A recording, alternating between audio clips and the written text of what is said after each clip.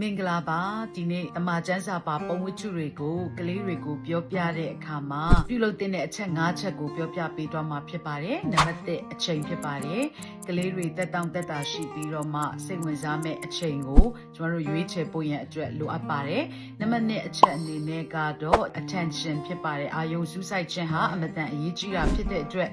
ကလေးတွေရဲ့အသက်အရွယ်နဲ့ကိုက်ညီမဲ့စကားလုံးအသုံးအနှုန်းတွေတန်နေအတန်ထားတွေလိုအပ်ရင်ဟန်ပန်မှုရာလေးတွေတွဲဖက်ပြီးတော့မှပြောပြခြင်းဟာဆိုလို့ရှိရင်ကလေးတွေရဲ့အာယုံကိုအပြည့်အဝရရှိနိုင်တာဖြစ်ပါတယ်နံပါတ်3အချက်အနေနဲ့တော့ focus ဖြစ်ပါတယ်ပုံဝတ္ထုမှာပါတဲ့ဇက်ကောင်နေတဲ့အခြေအနေတွေကနေသဆင့်ဘုရားသခင်ဟာဘယ်လိုမျိုးဘုရားသခင်ဖြစ်တယ်ဆိုတော့ဘုရားသခင်ရဲ့ character ကိုကလေးတွေကိုနားလည်အောင်ပြောပြပေးဖို့ရန်အတွက်အထူးလိုအပ်တာဖြစ်ပါတယ်နံပါတ်4အချက်အနေနဲ့ကတော့ကျွန်တော်တို့ link ဆိုတဲ့အချိတ်ဆက်မိခြင်းအမတန်အရေးကြီးတာဖြစ်ပါတယ်ကလေးတွေရဲ့လက်တွေ့ဘဝမှာရင်ဆိုင်နေရတဲ့အခက်အခဲပြဿနာတွေအခြေအနေတွေနဲ့သူတို့ရဲ့ခံစားချက်တွေဟာပုံဝတ္ထုမှာပါတဲ့ဇက်ကောင်ရဲ့အခြေအနေနဲ့ဖြစ်ပျက်တွေနဲ့အချိတ်ဆက်မိနေဖို့ရန်အတွက်ကျမတို့ပြောပြရမှာဖြစ်ပါတယ်နံပါတ်5အချက်အနေနဲ့တော့ application ဖြစ်ပါတယ်ပုံဝတ္ထုကနေသဆင့်ကလေးတွေဘာကိုသင်ယူမိသလဲဘာကိုသင်ယူရမလဲဆိုတဲ့အရာကိုဒီဇက်ကောင်တဲ့အခြေအနေတွေထဲကနေသဆင့်သူတို့ဘဝမှာလက်တွေ့အသုံးချဖို့ရန်ခွန်အားပေးဖို့ရန်အတွက်အထူးလိုအပ်တာဖြစ်ပါတယ်